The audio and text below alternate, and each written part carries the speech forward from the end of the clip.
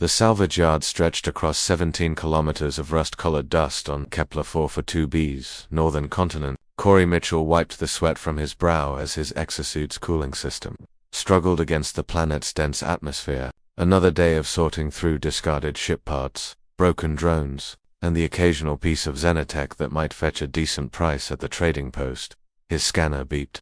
Near a pile of corroded hull plating, probably another false positive, but Corey had learned never to ignore his equipment. He pushed aside a twisted sheet of Durasteel and froze. A pod, medical, judging by the biomonitoring strips along its surface, and those strips were still glowing faintly green. Jesus, Corey muttered, his pulse quickening. He activated his base. This is Mitchell. I've got a live medical pod out in Sector 7, requesting immediate support. Static crackled. Negative, Mitchell. Resources are allocated. Log it and move on. There could be someone alive in here, then they were dumped for a reason. Company policy. Move on.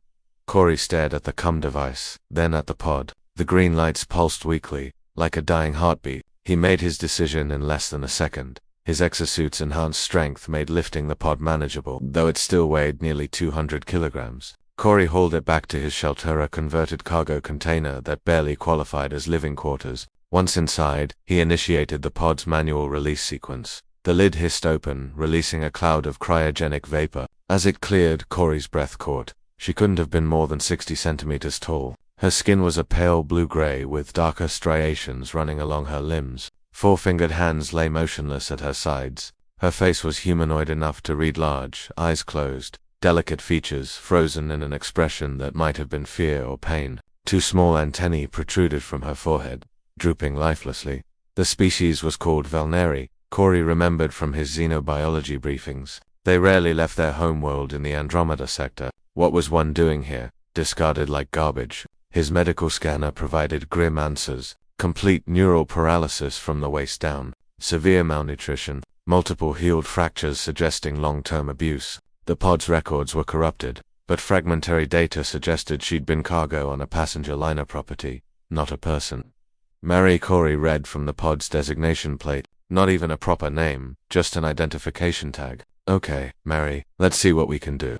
Over the following weeks, Corey transformed his shelter into a makeshift medical facility. He traded salvage for neural stimulators, spent his entire savings on a black market spinal regeneration kit designed for human use. The xenobiology forums he accessed warned that cross-species treatment was dangerous, unpredictable, that he didn't care.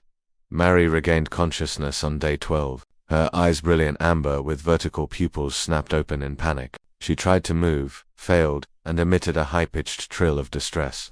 Easy, easy, Corey said softly, keeping his distance. You're safe. Nobody's going to hurt you. She stared at him, those alien eyes processing, calculating. Then she spoke, her voice like wind chimes. The translator patch on Corey's neck rendered it into English. Human, why? Why am I here? I found you, in the salvage yard. Someone threw you away.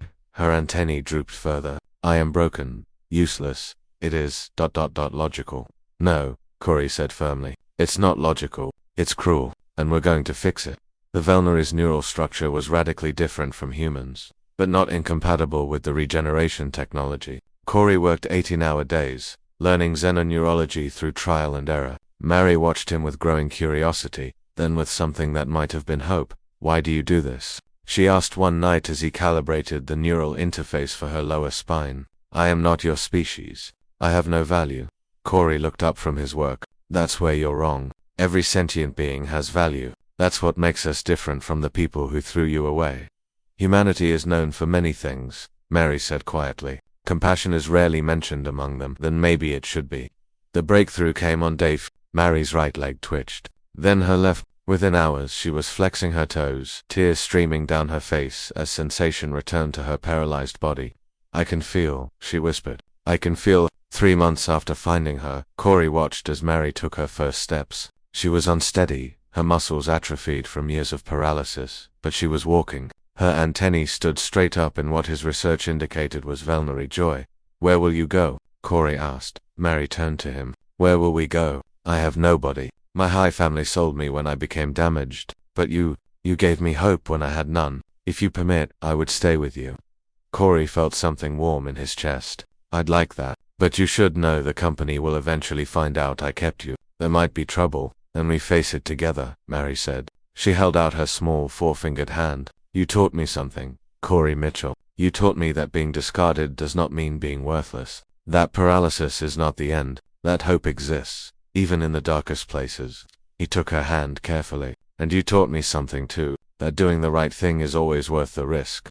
Outside, the harsh winds of Kepler-4 were to be howled across the salvage yard. But inside the converted cargo container, two beings from different worlds stood together, united by an act of compassion that defied species law and logic. In a universe that often seemed cold and indifferent, they had found something rare, genuine connection. And that, Corey thought, was worth more than all the salvage in the galaxy. The stars beyond the viewport seemed a little brighter that night.